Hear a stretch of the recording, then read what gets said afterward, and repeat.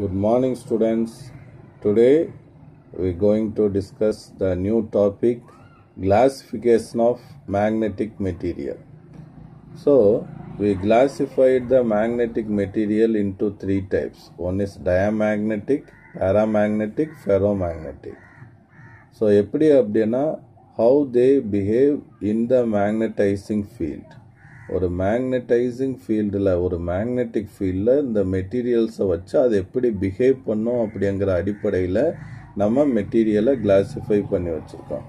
Diamagnetic, paramagnetic and ferromagnetic. இப்போ diamagnetic materials பார்ப்போம். So அதுக்கு முன்னாடி உங்களுக்கு ஒரு கான்செப்ட் சொல்லிக்கிறேன். இப்போ ஜென்ரலாக இப்போ ஃபார் எக்ஸாம்பிள் இது ஒரு கரண்ட் கேரியிங் கண்டக்டர். அப்போது ஒரு கண்டக்டரில் கரண்ட் போகும்போதே அதுக்கு பக்கத்தில் ஒரு மேக்னெட்டிக் நீடில் நம்ம வைக்கிறோம்னு வச்சுக்கோங்க. காம்பஸ் நீடில், காம்பஸ் பாக்ஸில் இருக்கிற நீடில். அப்போ இது என்ன ஆகும்னா it get deflected along north south direction. So அதுக்கு என்ன ரீசன் அப்படின்னா around the current carrying conductor, current போகக்கூடிய கண்டக்டரை சுற்றிலும் என்ன கிரியேட் ஆகும்னா there is a magnetic field is created. இது நம்ம சின்ன கிளாஸ் உடைய விஷயம். ஒயர் ஸ்டேட் எக்ஸ்மெண்ட் அப்படின்னு நம்ம சொல்லுவோம். அது அடுத்து பின்னாடி வருது. இப்போ பார்த்தீங்கன்னா கரண்ட்னா என்னன்னு பார்த்தோம், த மோஷன் ஆஃப் சார்ஜஸ். அப்போ அதில் உள்ள எலக்ட்ரான் மூவ்மெண்ட் ஆகும்போது கரண்ட் கிடைக்குது. அப்போ கரண்ட் இருந்தாவே அதை சுற்றி என்ன ஆகுது, மேக்னெட்டிக் ஃபீல்ட் ப்ரொடியூஸ் ஆகும். இப்போ ஒரு ஆர்பிட்டால் எடுத்துக்கிறோம், ஆட்டமில் ஒரு ஆர்பிட்டால் எடுத்துக்கிறோம். ஆர்பிட்டாலில் என்ன மூவ்மெண்ட் ஆகுது, electrons are moving around the orbital. அப்போ ஆர்பிட்டாலில் எலக்ட்ரான் மூவ் ஆகுது. அப்போ எலக்ட்ரான் மூவ் ஆகுதுன்னா என்ன அர்த்தம், there is a current is produced. ஏன்னா இது சார்ஜ் மூவ் ஆகுதா. அப்போ கரண்ட் எலக்ட்ரானுடைய மோஷன் இப்படின்னா அதுக்கு ஆப்போசிட் மோஷனில் ஒரு ஆர்பிட்டால் கரண்ட் ஃப்ளோ ஆகும். அப்போ இந்த கரண்ட் ஃப்ளோ ஆச்சுன்னா என்ன வந்துடும், there is a magnetic field is created. So அந்த மேக்னெட்டிக் ஃபீல்டு எப்படி இருக்கும்னா it is perpendicular to the plane of the orbit. அந்த ஆர்பிட்டுக்கு பர்பண்டிகுலராக ஒரு மேக்னெட்டிக் மொமெண்ட் இருக்கும். ஓகேவா. ஸோ இந்த கான்செப்டோட நம்ம இந்த டாப்பிக்கை நம்ம போய் பார்க்க போகிறோம். இப்போ நம்ம பேசுகிற கான்செப்ட் தான் பாயிண்டாக கொடுத்துருக்கான். The orbital motion of the electron around the nucleus produces a magnetic field perpendicular to the plane of the orbit. அப்போ அந்த எலக்ட்ரான் அந்த ஆர்பிட்டால் மோஷனில் சுற்றும் போது என்ன ஆகுது அப்படின்னா ஒரு மேக்னெட்டிக் ஃபீல்டை ப்ரொடியூஸ் பண்ணுது. அந்த ஆர்பிட்டுடைய பிளானுக்கு பர்பண்டிகுலராக இருக்கு அப்படிங்கிறத சொல்கிறோம். So consider this is a nucleus. The நியூக்ளியஸாக வச்சுக்கலாம். Positive charge nucleus. அப்போ கன்சிடர் ஒரு electron now moving in this orbit. ஏன்னா ஒரு ஆட்டமில் நிறைய எலக்ட்ரான் இருக்கும்.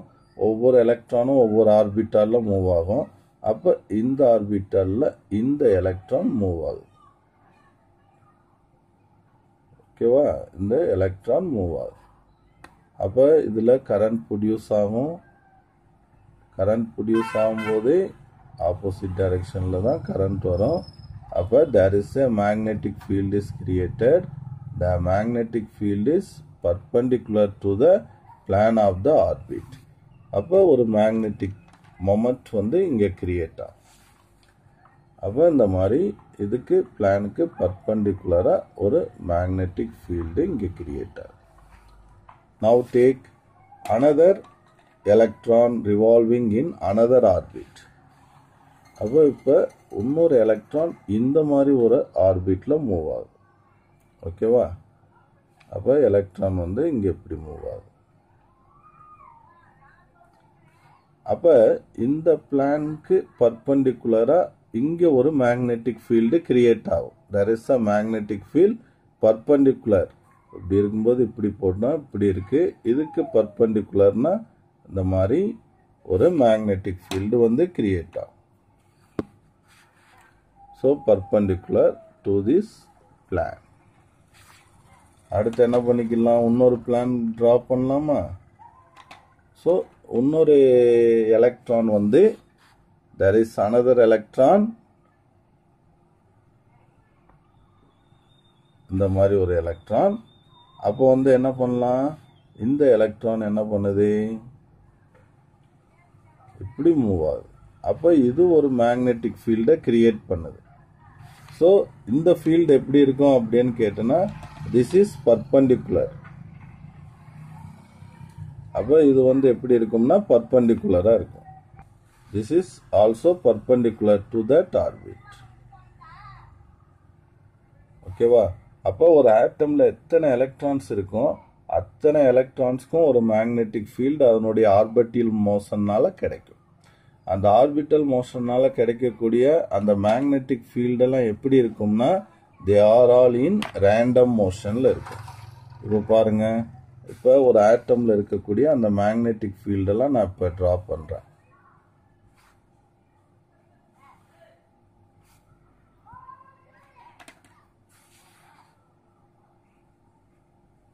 They are all in random motion.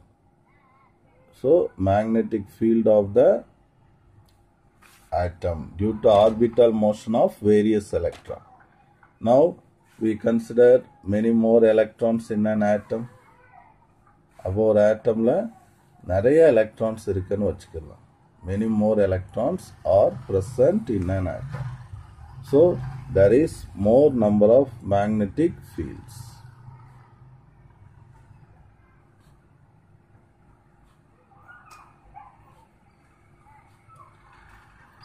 Okay, but they are all in random motion. Random motion la irukradanaala there is net magnetic moment is 0.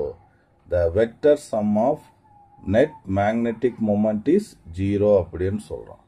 So there is no resultant magnetic moment for each atom. அப்ப ஒவ்வொரு ஆட்டம்க்கு என்ன கிடையாது, magnetic moment கிடையாது. அப்ப net magnetic moment of an atom is 0 அப்படின்னு சொல்லிட்டான். அப்போ இதே மாதிரி ஒரு டயமேக்னெட்டிக் மெட்டீரியல்ல நிறைய ஆட்டம்ஸ் இருக்கும். அப்போ நெட் மேக்னெட்டிக் மொமெண்ட் வந்து 0வா வந்துடும். Now I bring this material in the uniform electric field. அப்போ யூனிஃபார்ம் எலக்ட்ரிக் ஃபீல்டுலாம் என்னப்பா, so at each point the magnitude and direction of the field is same. இந்த மாதிரி இருந்துச்சுன்னா it is called uniform magnetic field. அப்போ uniform magnetic ஃபீல்டில் வைக்கும்போது என்ன ஆகும் அப்படின்னு கேட்டோன்னா, the some electrons are speeded up and some electrons are slowed down அப்படின்னு சொல்கிறோம். அப்போ the electrons whose moments are anti-parallel speeding up. So இதில் பாருங்கள், ஆன்டி பேரலல் மொமெண்ட் இருக்கிறது எது, இப்போ மேக்னெட்டிக் ஃபீல்டை நம்ம இப்படி அப்ளை பண்ணோம்னா இந்த மேக்னெட்டிக் ஃபீல்டுக்கு ஆன்டி பேரலல், இது பேரலல், இது ஆன்டி பேரலல், ஆப்போசிட். அப்போ இந்த எலக்ட்ரான்ஸ் உடைய மொமெண்ட் என்ன ஆகும் அப்படின்னா, those lying anti parallel it get speeded up. அது ரொம்ப ஸ்பீடாகும், ஸ்பீடட் அப். அக்கார்டிங் டு எந்த லா படி அப்படின்னு கேட்டோன்னா, லென்ஸ் லா அப்படின்னு அடுத்து படிப்போம்.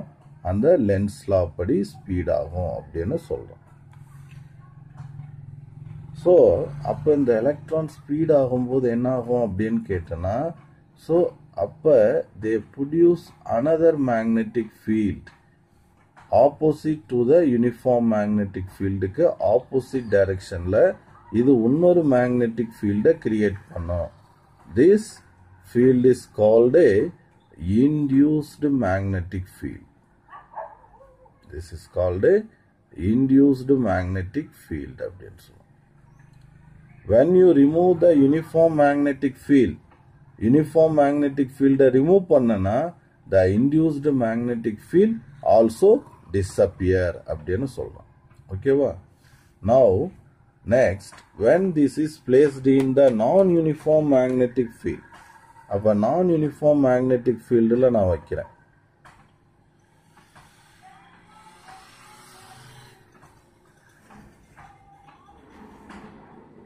ஸோ இந்த மாதிரி இருந்துச்சுன்னா நான் uniform magnetic field. So lines magnetic lines க்ரௌடாக இருந்துச்சுன்னா வேர் த மேக்னெட்டிக் ஃபீல்டு எப்படி இருக்குன்னு அர்த்தம், ஸ்ட்ராங்கர். ஸோ இந்த மாதிரி ஸ்பேசியஸாக இருந்துச்சுன்னா where the magnetic field is weak அப்படின்னு அர்த்தம். அப்போ இந்த மாதிரி இடத்துல நம்ம இப்படி வைக்கிறோம். அப்போ வச்சும்போது என்னாகும் அப்படின்னு கேட்டோன்னா, இப்போ இந்த இடத்துல வந்து அந்த டயமேக்னெட்டிக் மெட்டீரியலை வைக்கும்போது the induced magnetic moment it interact with the non uniform field. So அந்த ஃபீல்டு வந்து என்ன field, non uniform field, non uniform magnetic field, வீணு போட்ட மேக்னெட்டிக் ஃபீல்டு அப்படின்னு அர்த்தம். அப்போ இது என்ன பண்ணோம்னா it interact the induced magnetic moment interact with the non uniform magnetic field and it creates a force. அப்போ அந்த இன்ட்ராக்ஷன்னால இந்த ரெண்டு ஃபீல்டுக்கு இடையில இன்ட்ராக்ஷன்னால ஒரு ஃபோர்ஸ் கிரியேட் ஆகும். இப்போ நான் இந்த இடத்துல I kept a diamagnetic material, ஒரு மெட்டீரியலை இங்கே வந்து நான் எங்கே வச்சிருக்கேன், stronger part of the magnetic ஃபீல்டில் வைக்கும்போது இந்த மேக்னெட்டிக் ஃபீல்டுக்கும் இந்த இன்டியூஸ்டு டைபோல் மொமெண்ட்டுக்கும் இடையில இன்ட்ராக்ஷன்னால கிரியேட் ஆகக்கூடிய அந்த ஃபோர்ஸ் என்ன பண்ணும் அப்படின்னா it brings the material from the stronger part to the weaker part. Stronger பார்ட்ல இருந்து எங்க தள்ளிட்டு போயிடும், வீக்கர் பார்ட்டுக்கு இதை தள்ளிட்டு போயிடும். So it means the diamagnetic material is repelled by the field. Diamagnetic material வந்து magnetic fieldல இருந்து விலகி இருக்க பார்க்கும். This action is called a diamagnetic action. Such materials are known as diamagnetic materials அப்படின்னு சொல்றோம். So diamagnetic example bismuth, copper and water. The properties of diamagnetic materials, it is asked in 2 mark or sometimes in 3 mark. So what are the properties? Properties அப்படினாவே அதை நல்லா படிச்சுக்கணும். அப்போ susceptibility value, magnetic susceptibility value is negative and a relative permeability value is slightly less than 1 இருக்கும். And magnetic field lines are repelled or expelled by the diamagnetic material. அந்த மெட்டீரியலுக்குள்ள என்ன ஆகாது, அந்த field lines வந்து உள்ள போகாது அப்படின்னு சொல்றான். அடுத்து வந்து susceptibility is nearly temperature independent. susceptibility value வந்து Xm வந்து டெம்பரேச்சரை டிபெண்ட் பண்ணி இருக்காது. அடுத்து ஒரு முக்கியமான விஷயம் கொடுத்துருக்கேன். இப்போதான் நம்ம 3வது ப்ராப்பர்ட்டியில் பார்த்தோம். The magnetic field lines are repelled or expelled by the diamagnetic material அப்படின்னு சொல்றோம். அப்போ இது வந்து என்னது அப்படின்னு கேட்டோன்னா இந்த சூப்பர் கண்டக்டர் அப்படிங்கிற ஒரு விஷயத்தை நம்ம பார்ப்போம். இப்போ சூப்பர் கண்டக்டர் அப்படிங்கிறது செகண்ட் லெசனில் பார்த்துருக்கோம். ஸோ சாதாரணமாக ஒரு கண்டக்டர் இருக்கும், ஆர்டினரி டெம்பரேச்சர் T. அப்போ அதுக்கு சம் ரெசிஸ்டன்ஸ் இருக்கும். ஸோ டெம்பரேச்சர் அப்படியே குறைச்சிக்கிட்டே வரும்போதே ஒரு particular temperature say Tc is called transition temperature. அந்த transition temperatureல the resistance of the conductor becomes 0. So this is called superconductor. அதுதான் நம்ம சூப்பர் கண்டக்டர் அப்படின்னு சொல்லுவோம். இதான் நம்ம செகண்ட் லெசன்ல நம்ம பேசியிருந்தோம்.